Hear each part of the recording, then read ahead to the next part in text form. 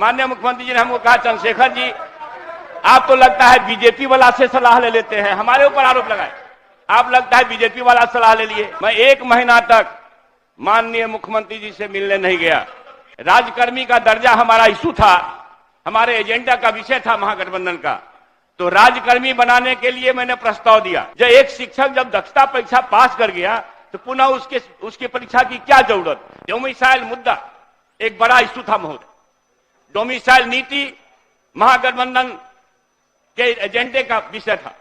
Domicile नीति लागू करने के लिए माननीय मुख्यमंत्री जी की सहमति हुई, मगर अधिकारी पढ़ाते थे ना, सब निरस्त हो गया।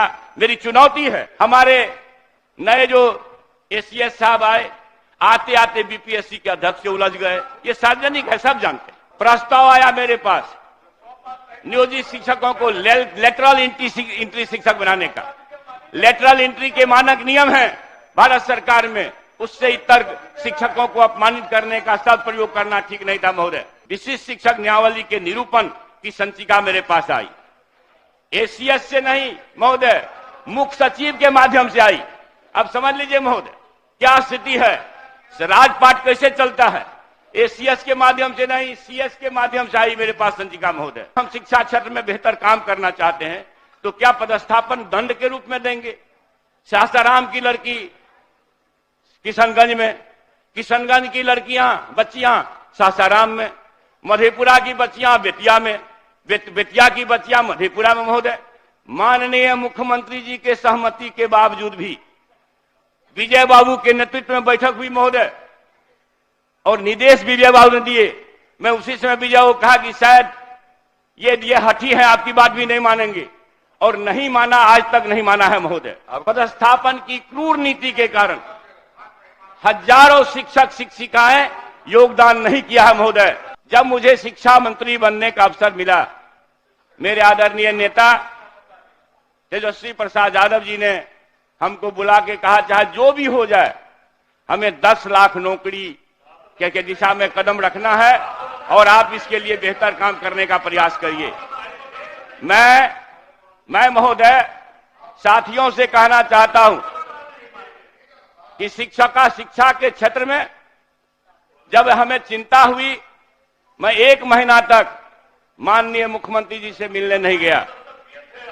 1 महीना तक महोदय डिस्टर्ब कर, हमको समय बढ़ाना पड़ेगा, ये ठीक बात नहीं है भाई। आप 4 बार 5 बार 6 बार जीते हैं, क्यों आप परेशान है भाई। बोलिए, इधर देख के बोलिए ना, उधर कहां देख लेते हैं। तो महोदय 1 महीना तक मैं माननीय मुख्यमंत्री जी से कटसी करने भी नहीं गया। 1 महीना तक विभिन्न शिक्षक संगठनों से, विभिन्न हितधारकों से, विभिन्न सेवानिवृत्त प्राध्यापकों और शिक्षकों से, और सेवानिवृत्त और सेवारत बड़े पदाधिकारियों से भी इंटरेक्शन किया महोदय। शिक्षक संगठनों से आधा दर्जन शिक्षक संगठनों से इंटरेक्शन किया, और 1 महीना के बाद जब मैं गया महोदय माननीय मुख्यमंत्री जी से मिलने के लिए, तो माननीय मुख्यमंत्री जी ने कहा कि चंद्रशेखर जी कहां थे इतना दिन। हम के सर कौन सा शकल लेके आते, 17 साल में तो शिक्षा गांव में खत्म हो गया महोदय, और इसके जड़ में कौन है ये साथियों को पता है। हृदय विदारक है महोदय। अच्छा है आप जिस आसन पर बैठे हैं, गांव में घर आपका नहीं है। अगर गांव में घर होता महोदय तो 17 साल में जिन्होंने शिक्षा को रौंदा है, और यह भी याद नहीं है कि जब माननीय लालू प्रसाद जी के 90 के दशक में शिक्षक बहाल हुए थे बीपीएससी से 25,000, उस समय तक देश में 25,000 एक साथ किसी राज्य ने शिक्षक बहाली नहीं किया था महोदय। तो मैं महोदय कहना चाहता हूं कि मैं गया और विजय बाबू भी वहीं पर थे। मैंने कहा कि साहब बीपीएससी को दे दीजिए परीक्षा आयोजित करने के लिए। निश्चित रूप से शिक्षा में गुणात्मक परिवर्तन और गुणवत्ता लाने के लिए बीपीएससी को देना अनिवार्य है महोदय। उसके बाद मैंने कहा कि मुख्यमंत्री शिक्षा दान योजना लाया जाए। महोदय मैं आप सदन को बताना चाहता हूं, सदन के माध्यम से पूरे बिहार को बताना चाहता हूं कि मैं जब गया मुख्यमंत्री शिक्षा दान योजना का प्रस्ताव लेकर के, तो माननीय मुख्यमंत्री जी ने कुछ सुझाव के आदेश दिए, और विजय बाबू के साथ बैठ करके उसको फाइनल हुआ, सहमति हो गई महोदय। और 23/9/20/22 को चंद्रशेखर जी गोपनीयता का शपथ लिए थे ना उसमें।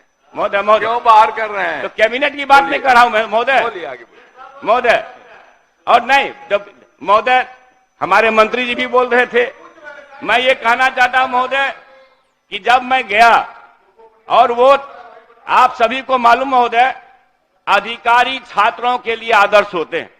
मेरे मन में एक बात थी कि अगर अधिकारी सप्ताह में अपने इच्छा से एक दिन भी प्रखंड से लेकर के प्रदेश मुख्यालय तक बरकस का संचालन कर देंगे तो यह बिहार शिक्षा के क्षेत्र में उत्कर्ष हासिल करेगा महोदय। और हम जब सेवारत 2-3 IAS लोगों से बात किया, उन्होंने कहा कि हमारी वाइफ्स एसोसिएशन को भी डाल दीजिए।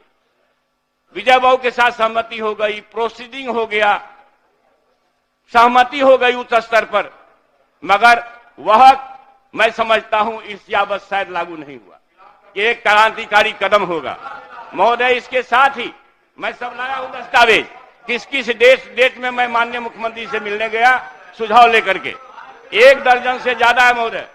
मैं सितंबर से लेकर जनवरी 2023 तक कम से कम 5-6 बार बीपीएससी को दीजिए, बीपीएससी को दीजिए।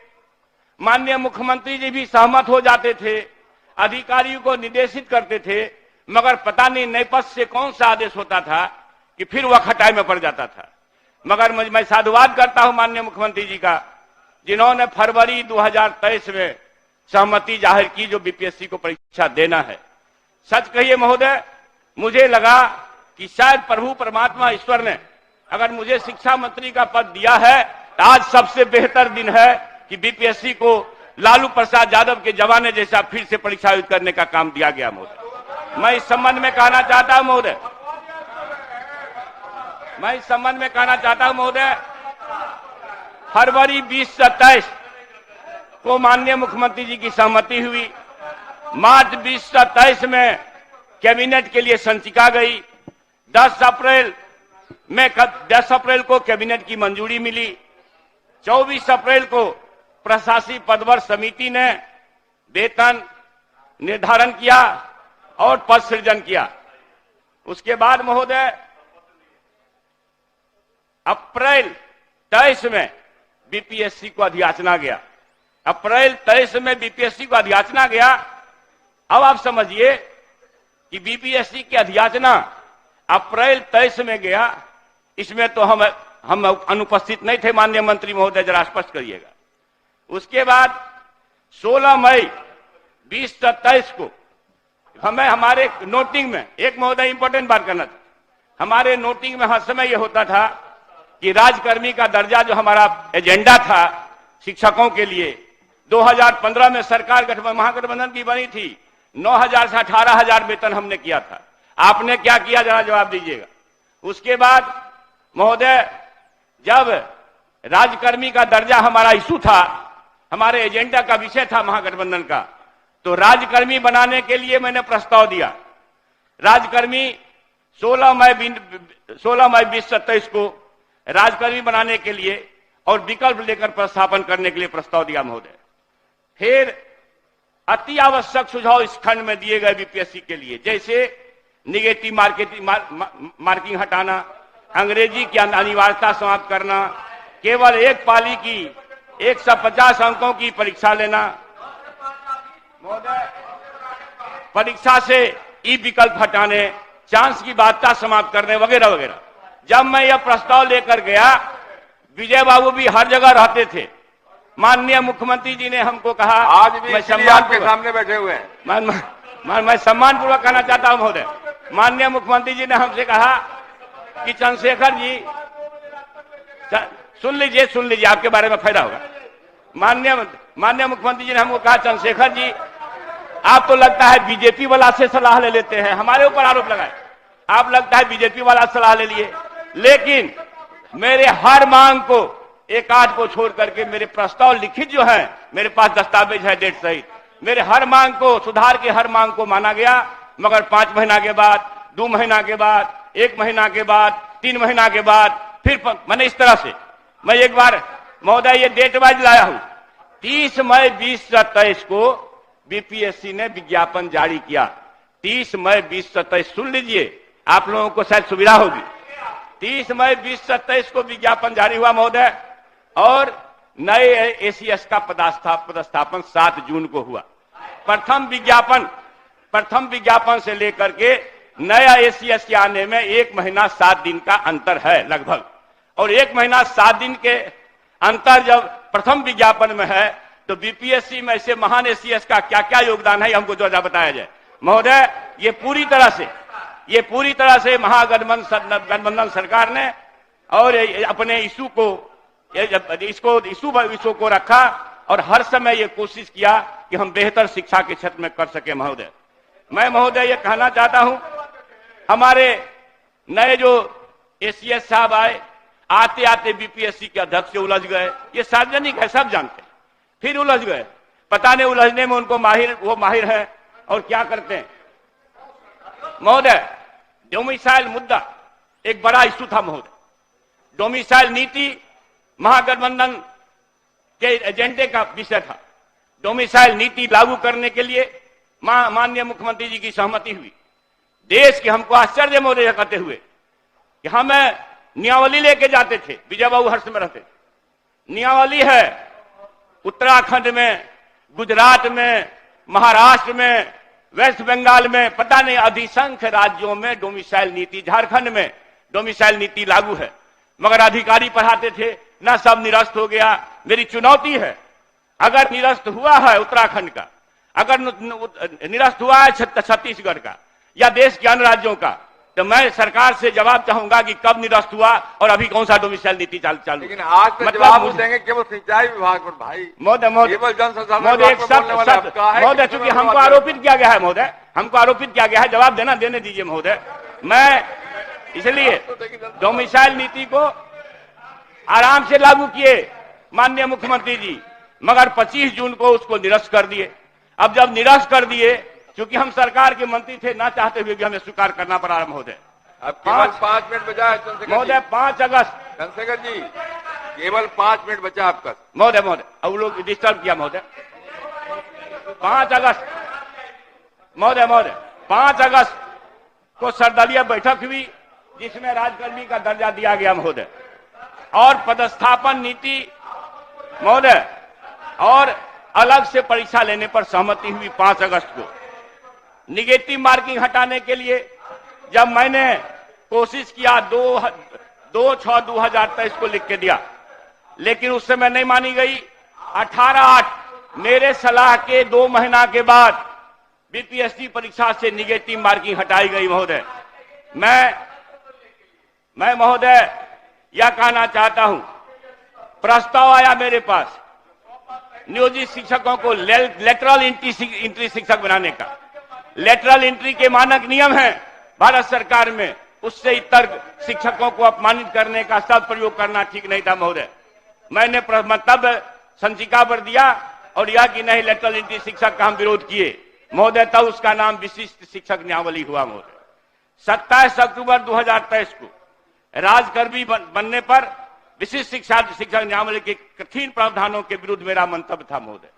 कुछ तो माने गए, अगर सारे शिक्षक आंदोलन को मजबूर नहीं होते महोदय। मैं आप लोगों से कहना चाहता हूं महोदय, 18 दिसंबर 2023 को विशिष्ट शिक्षक न्यायावली के निरूपण की संचिका मेरे पास आई। एसीएस से नहीं महोदय, मुख्य सचिव के माध्यम से आई। अब समझ लीजिए महोदय क्या स्थिति है, राजपाट कैसे चलता है। एसीएस के माध्यम से नहीं, सीएस के माध्यम से आई मेरे पास संचिका महोदय, और जो मैंने मंतव्य दिया कठिन प्रावधानों को हटाने का, जो अनावश्यक था, अतार्किक था, अदूरदर्शी था, गैर वैधानिक था, मैंने उस पर मंतव्य देकर के अध्यापक न्यायावली 2023 विशिष्ट शिक्षक न्यायावली में जो प्रस्ताव दिए, अधिसंख्य प्रस्ताव को माना गया, कुछ आवश्यक प्रस्ताव को नहीं माना गया, जिसके कारण शिक्षक अभी परेशानी झेल रहे हैं महोदय। पदस्थापन की क्रूर नीति कौन नहीं जानते। हम कहते हैं हम शिक्षा क्षेत्र में बेहतर काम करना चाहते हैं, तो क्या पदस्थापन दंड के रूप में देंगे? सासाराम की लड़की किशनगंज की लड़कियां बच्चियां सासाराम में, मधेपुरा की बच्चियां बेतिया में, बेतिया की बच्चियां मधेपुरा में। महोदय, माननीय मुख्यमंत्री जी के सहमति के बावजूद भी विजय बाबू के नेतृत्व में बैठक हुई महोदय, और निर्देश विजय बाबू ने दिए।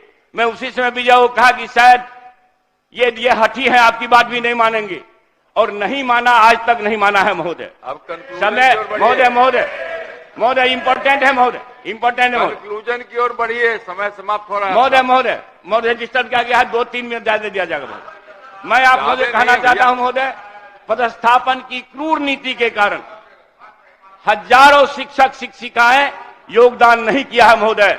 मैं माननीय मंत्री जी से यह चाहूंगा कि एक श्वेत पत्र जारी करे जिला वाइज कि कितने लोगों का पदस्थापन के लिए चिट्ठी गई, कितने बच्चे बच्चियों ने ज्वाइनिंग नहीं किया, और ज्वाइनिंग करके कितने बच्चों ने छोड़ दिया। मैं इसका जवाब चाहूंगा महोदय। एससी, अब आप देखिए, इंटर काउंसिल को पहले से ही बहुत ज्यादा लोड है। इंटर काउंसिल सब ढंग के बड़े बड़े एग्जाम आयोजित करती है। शिक्षकों का, नियोजित शिक्षकों का परीक्षा अलग से लेने का जो प्रावधान हुआ, तो हमने सलाह दिया था कि एससीईआरटी से कराइए, क्योंकि एससीईआरटी को दक्षता परीक्षा लेने का व्यापक अनुभव है। जब एक शिक्षक जब दक्षता परीक्षा पास कर गया तो पुनः उसकी परीक्षा की क्या जरूरत? फिर भी ऑफलाइन चूंकि परीक्षा एससीईआरटी लेती है, उस समय मेरी बात नहीं मानी गई, मगर बाद में माननीय मंत्री जी का और एसीएस साहब का ये आया है फरमान कि हम 2 बार ऑफलाइन भी लेंगे। मेरा इसमें चिंता का विषय है महोदय। पिछले दफा अखबारों में पढ़ा, राजद के मंत्री बेईमान हैं, मगर दूसरे कोई नहीं है। ये एक तरफ से डर लगता है कि यह निश्चित रूप से बायसनेस है सरकार का। आपको अगर आप महोदय 3 मिनट महोदय, आपको अगर जांच करानी है तो 2015 से लेके आज तक शिक्षा विभाग का गांव से लेके शहर तक जांच कराइए महोदय। और मैं तो यह कहता हूं इस अवसर पर, अगर जांच करानी है तो सदन के सर्वदलीय कमेटी से कराइए। अगर जांच करानी है तो उच्चतम न्यायालय और उच्च न्यायालय के सेवानिवृत्त जजों से कराइए। बाकी सरकारी एजेंसियों का क्या हाल है महोदय? आपका अंत में महोदय आउटसोर्सिंग बहाली में महोदय, आप बैठ जाइए महोदय 1 लाख से ज्यादा महोदय। 2 मिनट हो गया समय, 2 मिनट महोदय, 2 मिनट कंक्लूड कर देता हूं महोदय। और ऐसा ही खबर जानने के लिए वीडियो को लाइक करें और चैनल को सब्सक्राइब करें। जय हिंद, जय भारत।